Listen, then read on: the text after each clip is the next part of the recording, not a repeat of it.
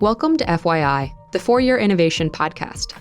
This show offers an intellectual discussion on technologically enabled disruption, because investing in innovation starts with understanding it. To learn more, visit arc-invest.com. ARC Invest is a registered investment advisor focused on investing in disruptive innovation. This podcast is for informational purposes only and should not be relied upon as a basis for investment decisions. It does not constitute, either explicitly or implicitly, any provision of services or products by ARC. All statements made regarding companies or securities are strictly beliefs and points of view held by ARC or podcast guests, and are not endorsements or recommendations by ARC to buy, sell, or hold any security. Clients of ARC Investment Management may maintain positions in the securities discussed in this podcast. Hi, everyone. Welcome back to FYI, ARC's Four-Year Innovation Podcast. I'm Tasha Keeney, Director of Investment Analysis and Institutional Strategies at ARC. I'm here with my colleague, Sam Korus, Director of Research for the Autonomous Technology and Robotics Strategy. And today we're joined by Keller, the co-founder and CEO of Zipline, a drone delivery logistics platform. And we're so excited to learn more about Zipline today. Thanks for joining us, Keller. Thanks.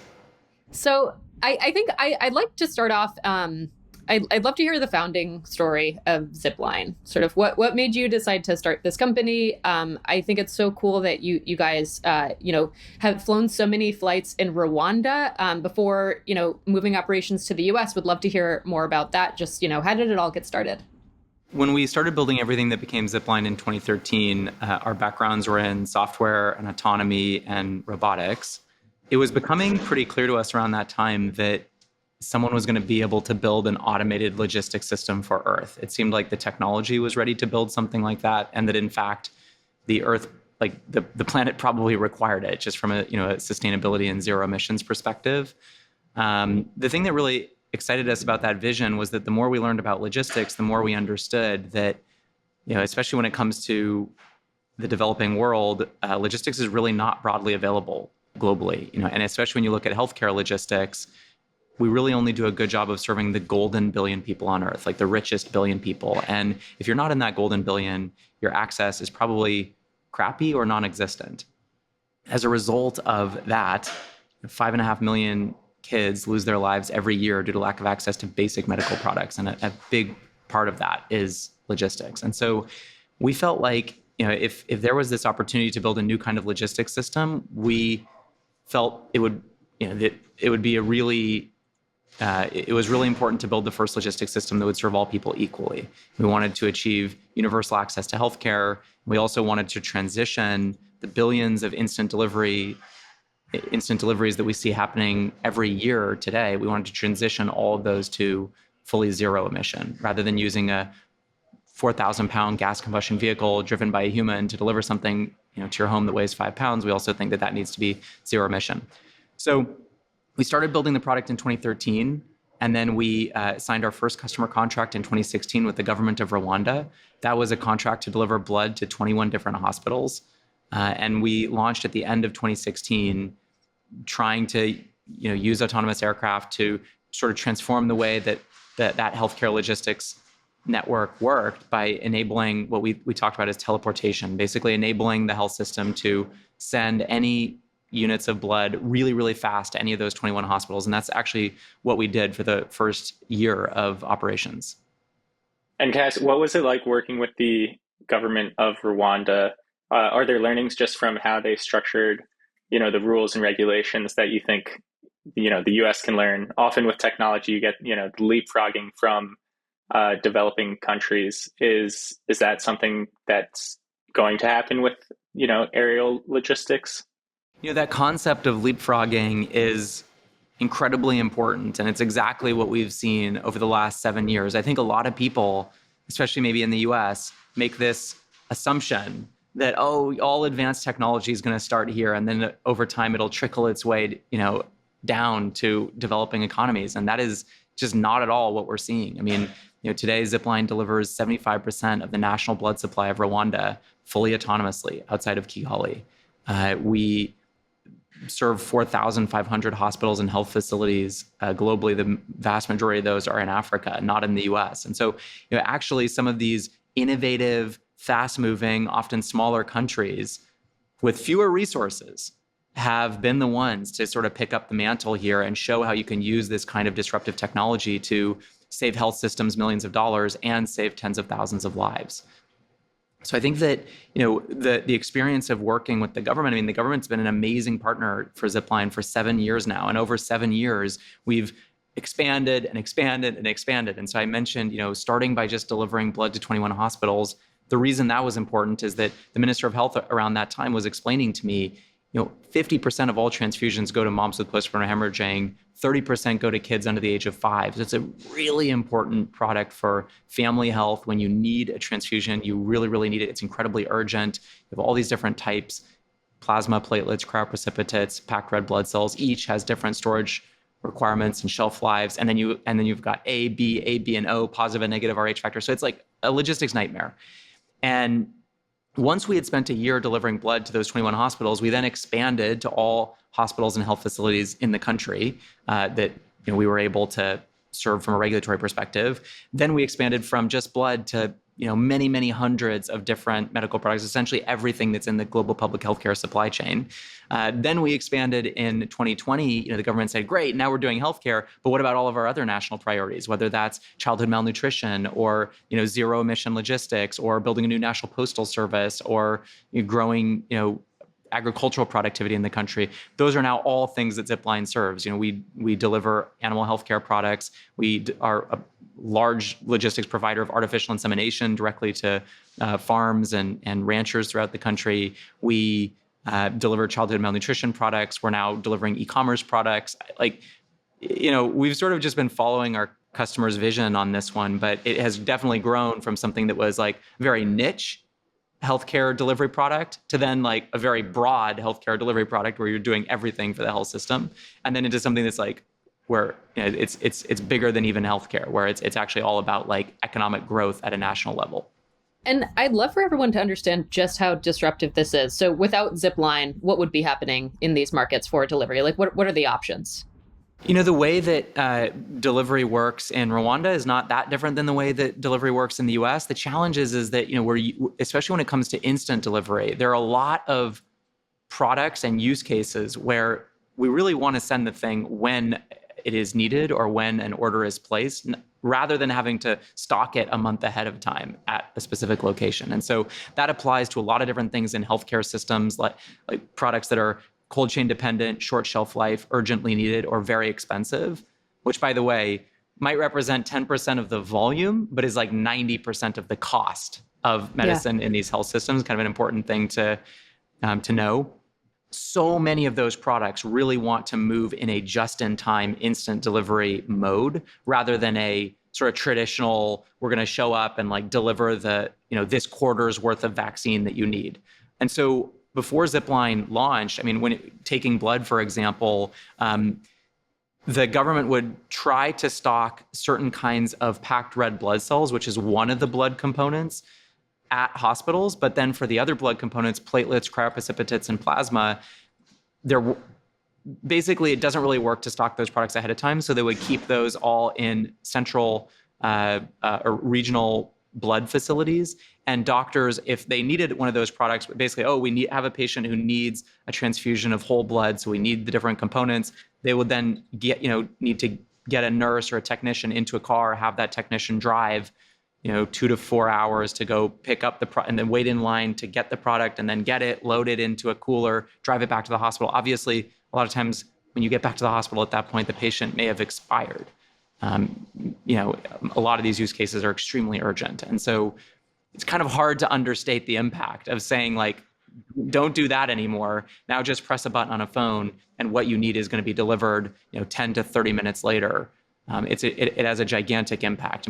One example, just focusing on blood, and again, blood is now a tiny subset of the overall products that we deliver, but just focusing on blood, the University of Pennsylvania published a independent study about 3 months ago showing that Zipline has been able to reduce the maternal mortality rate in Rwanda at the hospitals we serve by 88%.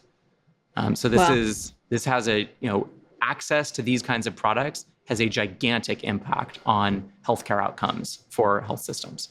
Yeah, so it's not only, it's reducing the complexity in the system, it's making things happen faster, it's making the user interface better, it's, reducing costs, but ultimately saving lives in the case of healthcare. And it reduces waste. That's kind of another key thing here, which may not be obvious. If the only way you can deliver is via a large truck that delivers once a quarter to a facility, to a hospital, your instinct is like, figuring out exactly how much should you stock is basically an impossible math problem. Like, you will always at certain facilities have stockouts, and then you'll have patients going without life-saving products that they need and possibly having bad healthcare outcomes or losing their lives as a result, or being referred to another hospital that might have the product in stock.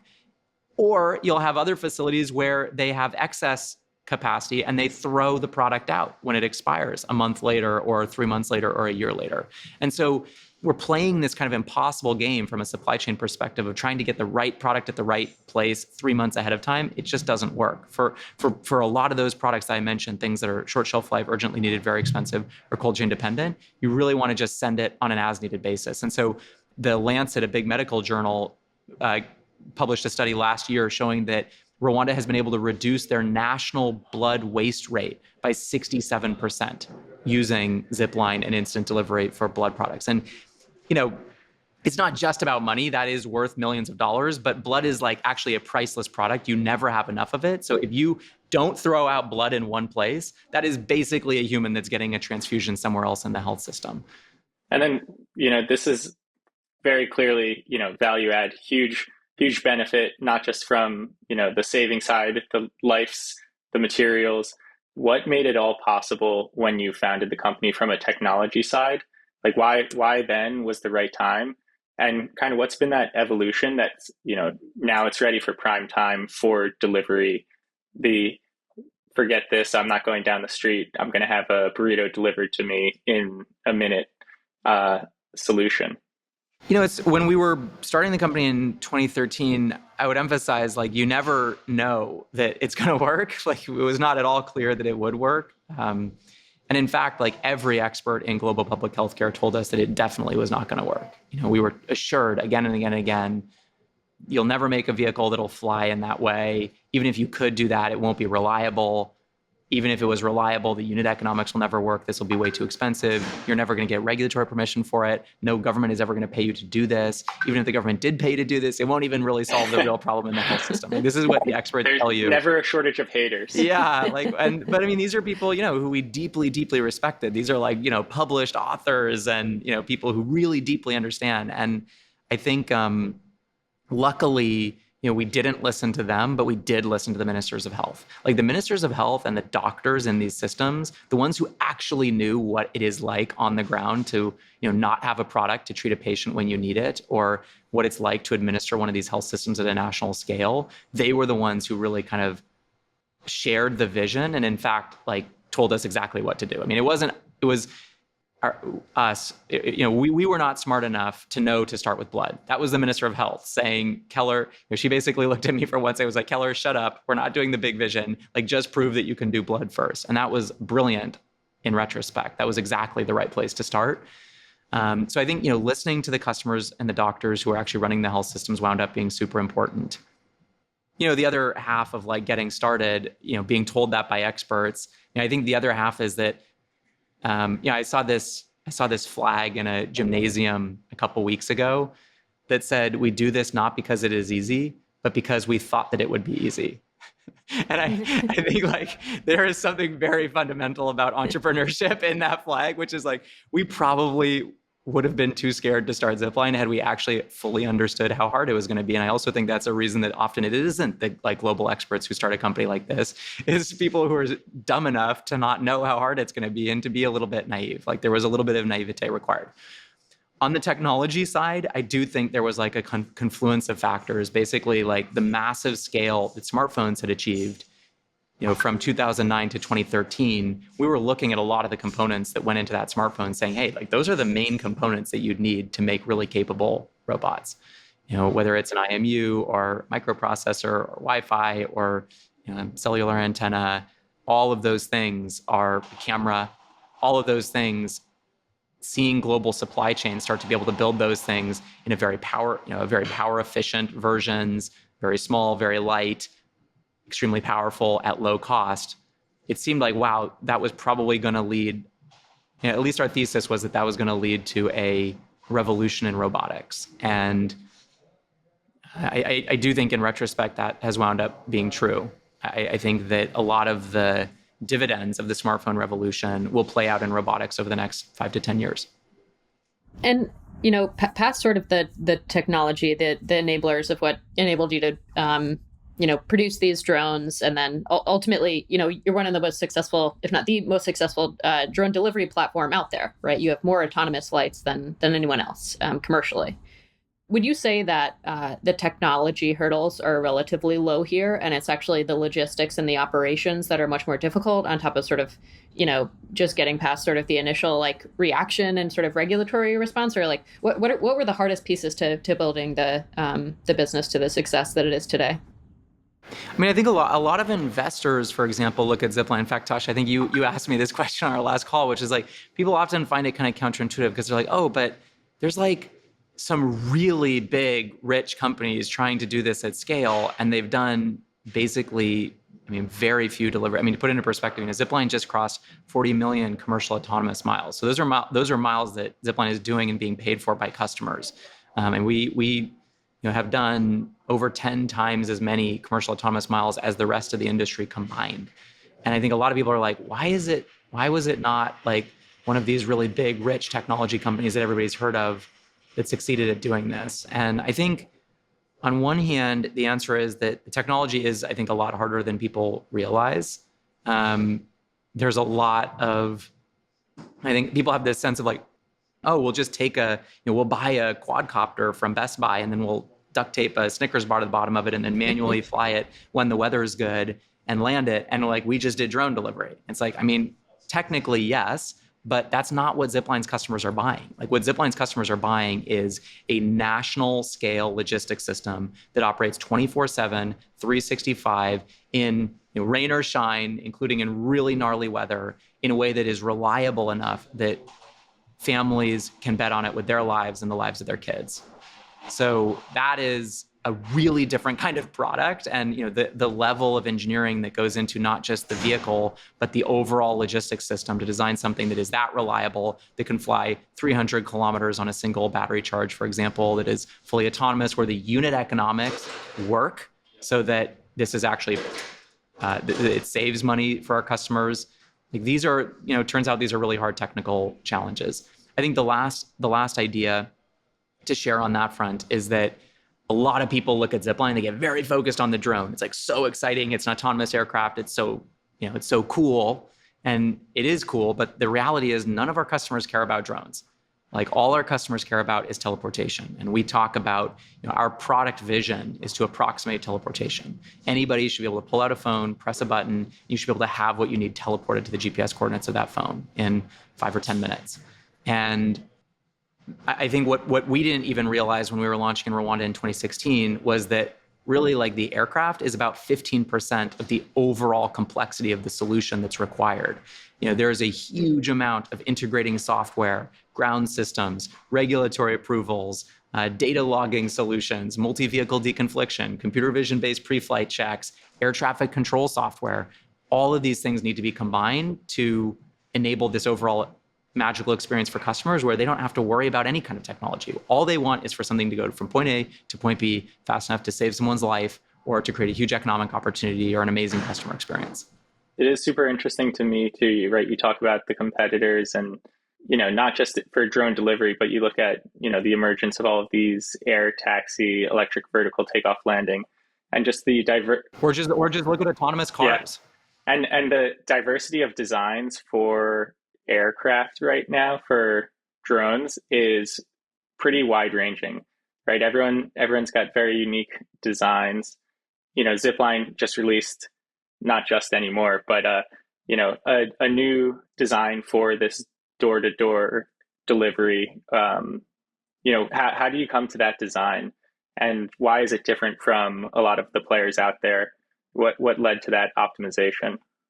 Yeah, what Zipline announced about 6 weeks ago now, I guess, it's our home delivery service. So what we've been operating at scale over the last 7 years is really our enterprise service. It was designed to serve hospitals, health facilities, businesses. It's really good for flying far and delivering, into like basically covering an entire country. What we heard, I mean, the nice thing is Zipline didn't have to be that smart. By virtue of operating in 8 countries, serving 4,500 hospitals and health facilities globally, is that we didn't have to guess. Like, our customers are telling us where they want, what they want the product to do and where they want us to go. And it has been clear for 3 or 4 years that really, like, the holy grail here is enabling teleportation directly to homes. And so that is what we announced 6 weeks ago. It's a product that is specifically designed to enable healthcare systems and businesses and governments, if necessary, to, you can basically enable teleportation from any building, any hospital, any warehouse, or any store directly to a home in a way that is 10 times as fast as traditional instant delivery, where we're using a human driving a 3,000-pound gas combustion vehicle to deliver something that weighs 5 pounds, where it's significantly less expensive and it's fully zero emission. So that's what we announced 6 weeks ago.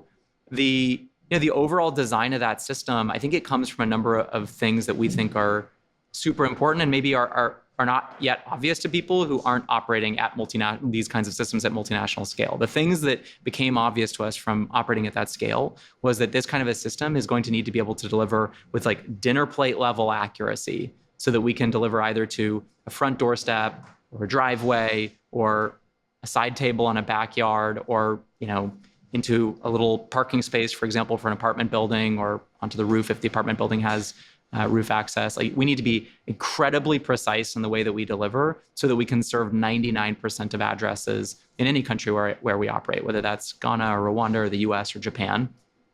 And we need to be able to do that in weather that's so bad that it's like breaking branches off of nearby trees. We also think that delivery experience needs to be silent. We don't think, like, our goal wasn't to build the best drone delivery experience on Earth. Our goal is to build the best delivery experience on Earth.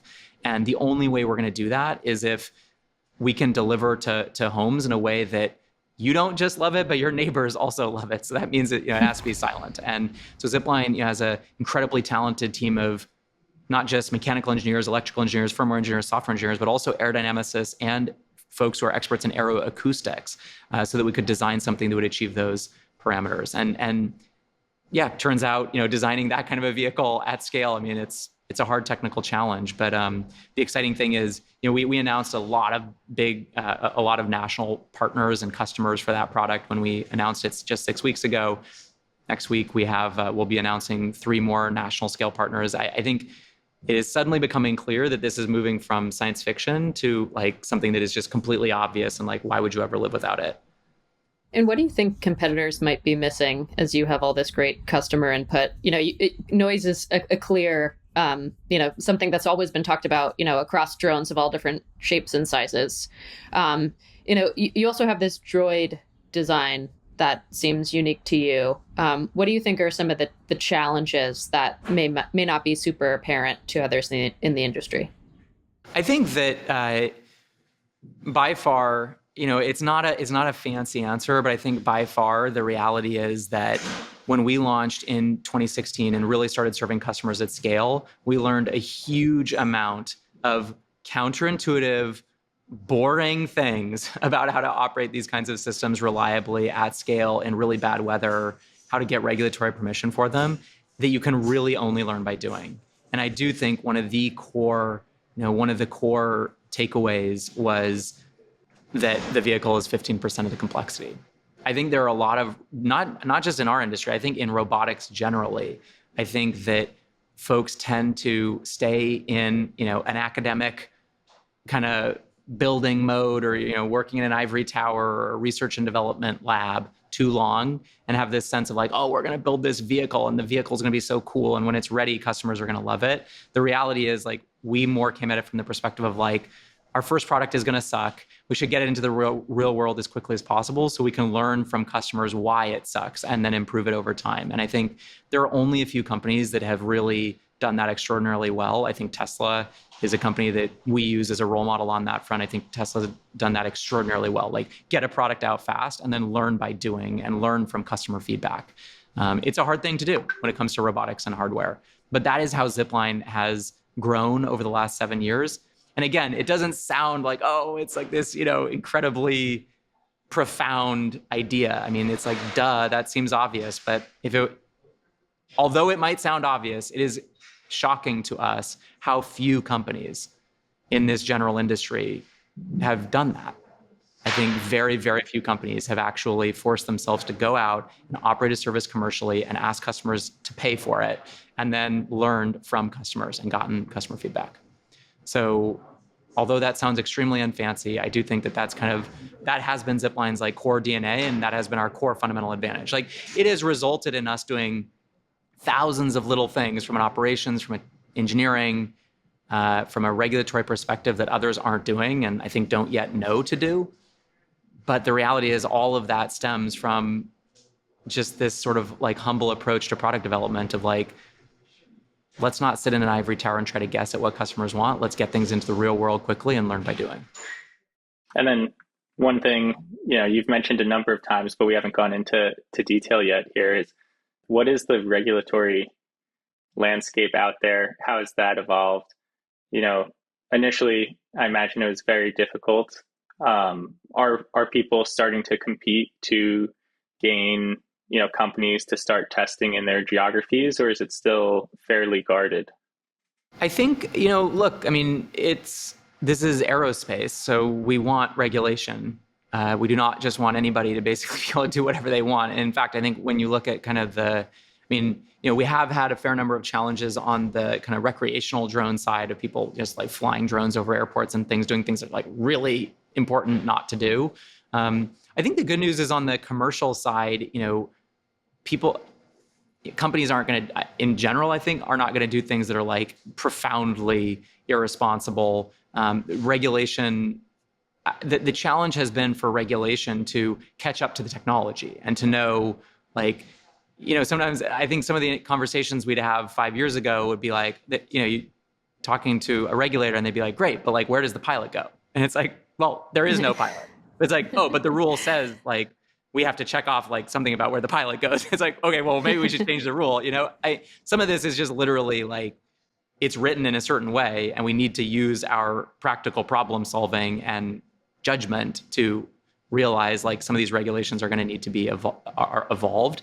The good news is that there were, a lot of our early customers, Rwanda and Ghana, I think are good examples of this, were moved quickly from a regulatory perspective to create either exemptions or sort of special regulatory processes where they could basically learn how to regulate the industry in partnership with us by doing. And I think that is like a really profound lesson about like the right way to win as a country when it comes to a market that you're going to want to regulate, but it's also new technology. It's like, don't try to like sit in, what we don't want are regulators sitting in an office trying to write rules for technology that they've never touched, never used, and don't understand. Like, that's not a good outcome. What you want is to get started, learn by doing, then create an exemption process, like do something at a little bit more scale, learn what you need to learn, then like, you want the regulation to evolve along with the technology, basically. Right. And it sounds like a similar strategy to what you were saying with how you roll out products, right? Get it out there, kind of test it, and see what makes sense. Yeah. And so the cool thing is that a lot of these countries, I mean, we've now been operating in Rwanda for, almost 7 years. And so a lot of these countries that we operate in, we have built these deep relationships and deep trusting relationships. I mean, Zipline just crossed 40 million commercial autonomous miles, and we've had 0 human safety incidents. So that's something we're immensely proud of. And it's very powerful to be able to share that gigantic amount of data with regulators so that they can see. And so, for example, the progress that Zipline's been able to make with the FAA in the US, it really comes from the fact that so many players had come to the FAA and said, hey, like, give us an approval, and then we'll go find out if it's safe. The neat thing is, in this case, Zipline has been able to go to the FAA and say, here's a technology that is proven to be safe at multinational scale over tens of millions of commercial autonomous miles. Like, let's kind of agree on how we can make sure that the US doesn't fall behind in this critical area of technology over the next 5 to 10 years. And I have to say, I think the really good news on that front is, I mean, we think the US government and the FAA particularly are actually on exactly the right track right now. I think that the US, although not like the very first country, I mean, that designation goes to Rwanda and Ghana, but the US is definitely being a fast follower right now. And I do think it's likely that if we stay on the current path, the US is going to be one of the primary beneficiaries of all of the economic growth and job creation and just economic efficiency that this technology can provide globally. I'd love, it seems like drone delivery is capable of so much. And you have these three markets: healthcare, food, and e-commerce.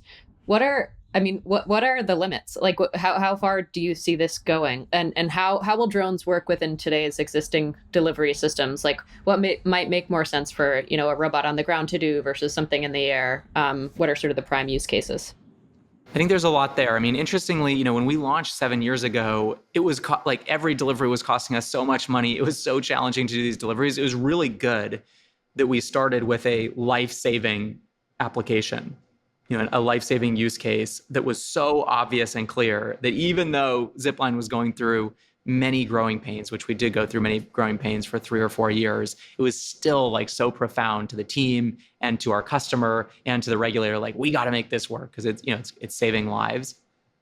Today, I think the technology over the last 7 years, by virtue of operating it at scale for 7 years, the technology has now gotten to a point, and this is really why we announced our home delivery service 6 weeks ago. The technology has now gotten to a point where it is fundamentally outcompeting the way that we do instant delivery today.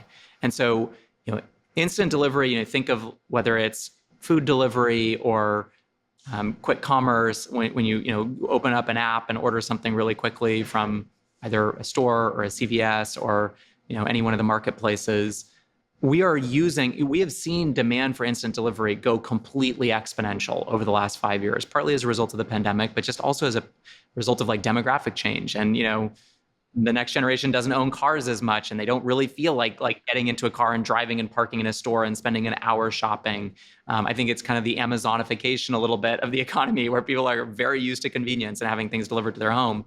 So we've seen this total exponential growth of instant delivery, and yet we're using technology that is 100 years old to solve that problem. Which is basically, we pay humans to get in a 3,000 to 4,000 pound gas combustion vehicle, drive to the store to pick up that thing, which by the way weighs on average 5 pounds, and then drive that vehicle all the way out to a house to deliver it to somebody. That is surprisingly slow. It's terrible for the environment, and it's very expensive. So the technology, just I would say in the last year or two, has gotten to a point where it's like, that is fundamentally going to change. Like, automated delivery technology is now ready to take technology that is modern and solve that problem in a way that is 10 times as fast, less expensive, and zero emission. And so I think that's where we are today. And then I think if you ask me to look out, where we are 5 years from now, I mean, I think and I know I know ARC talks about this a lot, and I think has it exactly right. Like, when you look at this industry at the highest level, logistics has been built on inflationary cost inputs for the last 100 years. We use labor and gasoline. These are the two fundamental kind of inputs to logistics. And the cost of those things has been generally going up over the last 30 years. So we have an inflationary cost model. And I think it is inevitable that logistics is going to transition to a deflationary cost model, which is basically circuit boards and electricity. And circuit boards and electricity have been getting less expensive over the last 30 years. And so I think, that is like the really exciting promise here. It's that as logistics transitions toward this deflationary cost model of circuit boards and electricity, I think it is going to I think it will fundamentally outcompete basically every other mode of logistics. And the important thing too is to realize that the market is so gigantic, and the demand is actually vastly exceeding what there are enough humans in the world to do. So this is not really about, I think so many people worry about, but what if this automation, what if jobs go away? I mean, there are not, these companies cannot hire enough humans today. So this is not about robots or humans. This is 100% about robots and humans.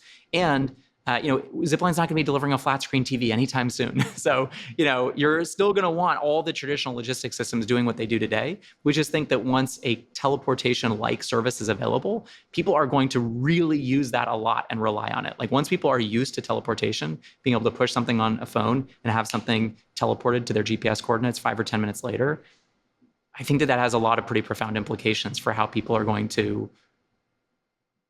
live their lives. And maybe, as you said, we go out and we talk to a lot of people about this. I totally agree with what you're saying, right? We're entering the age of abundance. As, electricity costs come down, other logistics costs come down. It really changes the dynamic in which we're living.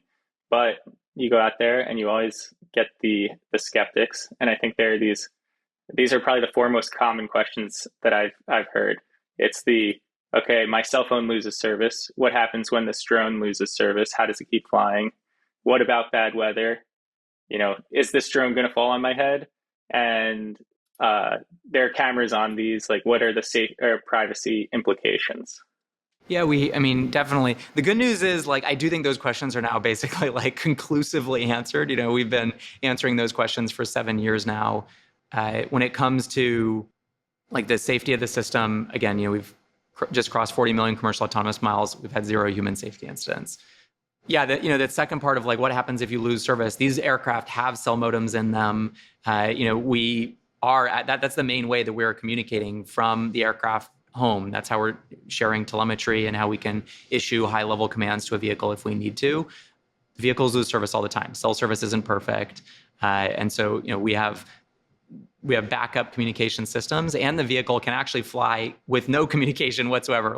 Communication is a nice to have for the aircraft, not a must have. It's not like the aircraft will stop flying if we lose a communications link back to the home. Flying in weather, as I mentioned, it's not very compelling to say, hey, you can rely on us with your life and the lives of your kids when the weather is good. If this is going to be a system, which it very much is. Today, Zipline is an integrated part of national healthcare systems. We have to be able to operate 24/7, 365 in gnarly wind, rain, lightning storms, and we do that every single day. So hardening the system to weather is a fundamental part of the challenge. And the last thing you raised about cameras, I think to a certain extent, we're not alone in that respect. There are a lot of companies. We now have a camera and a microphone that sleeps basically in our beds or on our bedside table right next to us, right? I know that sounds kind of creepy, but the reality is that there is already other technology companies that have way more of a challenge to solve on the privacy side of making sure that you're a trusted brand where people are comfortable having a camera in intimate and private places. It is really important. Zipline works with every country that we operate with from a privacy perspective. We're incredibly careful. We don't gather that much data, but we're incredibly careful with the data that we do gather when we're flying routes. And obviously it's a conversation with regulators. It's a conversation with the country where we operate. But so far, I think that's one of the easier problems to solve on this front. And going back to sort of this, age of abundance, deflationary environment, I think it's a really timely topic because, this week, Uber and DoorDash, we saw that they're holding onto markets that people thought would just totally fall down after the COVID boom. So we already see, the demand for systems like this are there. But delivery today, for at least instant delivery, is pretty expensive. And you expect to reduce that cost. So just would love to hear sort of more about how you think those dynamics will evolve. I think, it's just not that surprising. If we're having to pay a human to deliver something, in a 3,000 to 4,000 pound gas combustion vehicle that weighs on average 5 pounds, it's basically the most expensive way you can possibly imagine of delivering that thing. If you were to ask a kid to imagine a way of delivering, every idea they share would be, at least when you use your imagination, it's kind of the worst of all worlds, using a vehicle that is very bad for the environment, very expensive, surprisingly slow, extremely heavy. So I think that, And I think people really underestimate how much it costs. That's another thing. Like a lot of times you go to an app and you only like find out when you get to the last screen and you see, regulatory response fee, expanded range fee, priority fee, service fee, tip, and you're like, oh my God, I'm paying, $30 or $35 in fees. It doesn't feel very good as a customer experience when that happens. I think probably a lot of people, that experience will resonate. And so I think the reality is that we haven't quite realized that the way we're solving this problem sort of prices out like a huge percentage of humanity who would love to use the service, but there's no way you could afford, to pay those delivery fees. And so the reality is that it's not going to be very hard on a unit economics from a unit economics perspective for zero emission autonomous vehicles that weigh 50 pounds to outcompete, 4,000-pound gas combustion vehicles driven by humans. It's pretty obvious, actually, I think, why the unit economics there are going to be very favorable. And then for our listeners, when do you think that they will first experience this? So, Sam and I are in New York City. It's already happening. But in specific markets. I assume you mean in the U.S., because that's the important context. In the US. That's the depressing context you have to add here, because it's actually, if you live outside the U.S., it's already at national scale. People think it's completely normal and boring.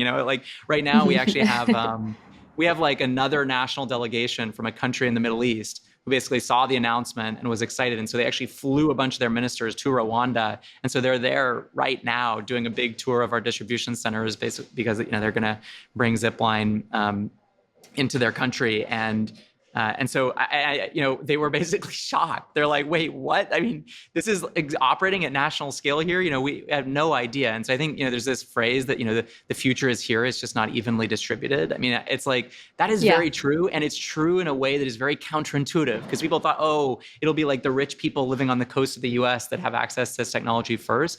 Very much not the case. It's actually been developing economies, which, by the way, did the same thing. Sam, you brought up leapfrogging, did the same thing with cell phone networks, leapfrog right over landlines and went straight to cell networks. We see the exact same thing happening with instant delivery. Now that it's coming back to the US, Zipline operates 3 distribution centers in the US, one in Charlotte, one in Bentonville, Arkansas, and one in Salt Lake City. And so, if you live in Bentonville, for example, you can be receiving deliveries in this way day in and day out. In fact, families are. Service has crazy high net promoter score. Families are ordering many times per month on average. So it's just, it's funny. I mean, I have to say, it's amazing to me because, we now serve many, many tens of millions of people. And it takes about 7 days for people to go from science fiction amazement, oh, it's so cool, we have drone delivery to our home now. And then on day 8, they're completely bored of it. They don't care. They treat it like running water. It's yeah, of course we do it that way. How else would you solve that problem, you idiot? And people do take it totally for granted and just order, once a week or a couple times a week. And why is that special? Why is that weird? Of course that works. It's amazing to me. Humans go from science fiction to entitlement in approximately 7 days. And that is, I think, the beauty of technology. It's technology should just fade into the background. It's not about oh, it's really cool or it's really sci-fi. It's just makes people's lives better and you don't have to worry about it. And it's vastly more affordable and convenient than the way we were solving the problem previously. I like that. That's a good name for the book when it comes out. Sci-fi to entitlement in 7 days. The Zipline story. Well, it's a little tongue in cheek, right? We don't actually think our customers are entitled. It's something I love about humans, which is that what do they call it? I think they call it hedonic adaptation. I think that's a scientific concept, basically, which is if you make someone's life significantly better, it will only take them 24 hours to be straight back to baseline and and then just expecting, someone buys a yacht and then they find something that makes them deeply unhappy about the yacht. So it's I think that's the cool thing about abundance and technological progress. Humans will still find, that's right. Luxury becomes necessity. Yeah, exactly. Luxury becomes necessity. So it's it's tongue in cheek to say entitlement, but it's actually something that I think is profoundly amazing about humans, which is that we'll create abundance and humans will still, we'll just take it for granted. And I think that's actually kind of a beautiful outcome for technology. And Keller, for those of us who don't live in Bentonville or Salt Lake City and want to follow along, see when we'll have access, follow along with all of the updates from Zipline, what's the best way to go about doing that? I would probably, follow us on Twitter. We post. There's a huge rollout happening in all the countries where we operate. We're still expanding in Rwanda, where we've been operating for 7 years, but we are expanding exponentially in the U.S. over the coming 3 years. We'll be adding many tens of metros a year. Is kind of how to think about it. So if we aren't in your metro, this year, there's a good chance we'll be there next year, and we're doing that in Japan as well, and a number of other countries. So, high level, we think that there's a tremendous opportunity to build automated logistics for humanity, and we think the really exciting thing about that is that it's going to be the first logistics system that serves all people equally. It's going to enable universal access to healthcare, and it's going to transition logistics to zero emission, which we think these are all really, really important goals for Earth. Great. So it's not when, it's happening now. It's when for me, and as soon as I get it, I'll soon take it for granted. Yes, exactly. But we'd only be so lucky to have drone delivery be that pervasive, and that's the ultimate goal. So for convenience and cost to be affordable for everyone, and this technology is making it possible. Yep. Amazing. Thank you for joining us, Keller. Yeah, it's a big honor. Thanks for having me.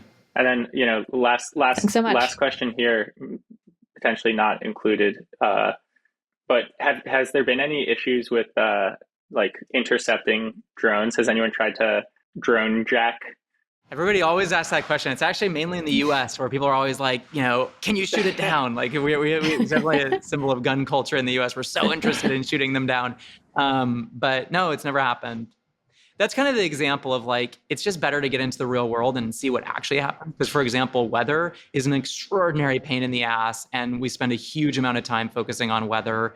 And we spent 7 years battling weather, hardening the system to rain and lightning and different kinds of dust storms. It's been a gigantic engineering undertaking.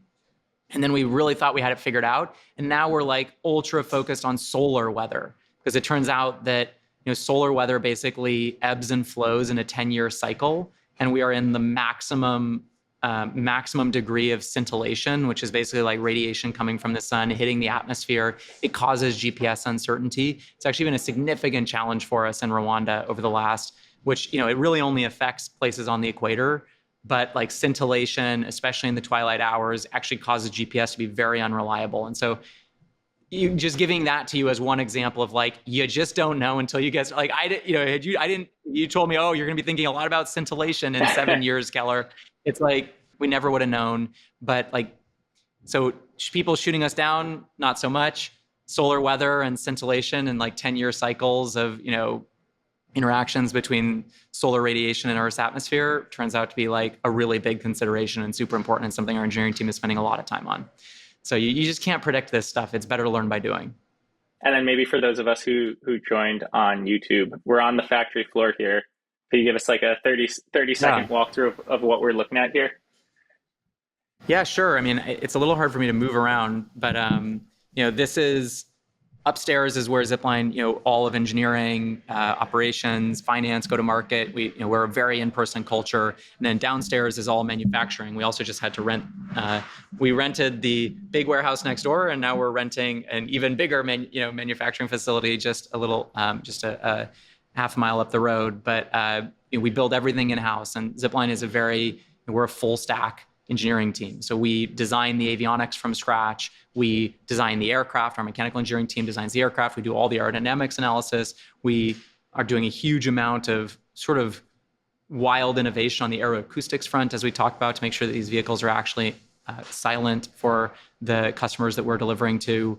We write all of the software systems, whether that's flight control algorithms, all the way to communications architecture, computer vision-based pre-flight checks, data logging, air traffic control software, customer ordering interfaces. All of that is built in-house by Zipline, and so right now, downstairs you can actually see, these are fuselages. This is final vehicle, basically pre-flight checks, so that we can guarantee a vehicle is going to pass pre-flight check when we send it to a distribution center. You can see wings here and wing manufacturing right behind me.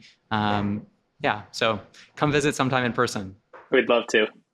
We'd love to. Yeah, see that Tesla verticalization model in action. So thank you. For sure. All right. Well, thank you so much for joining us today, Keller. I think we're all going to, go look up scintillation and what we all need to know about it and those effects. Give our listeners some homework. And we learned a lot about Zipline today, and we're super excited about your story. So thanks so much for sharing it. Yeah, thanks for having me. Have a good weekend. ARC believes that the information presented is accurate and was obtained from sources that ARC believes to be reliable.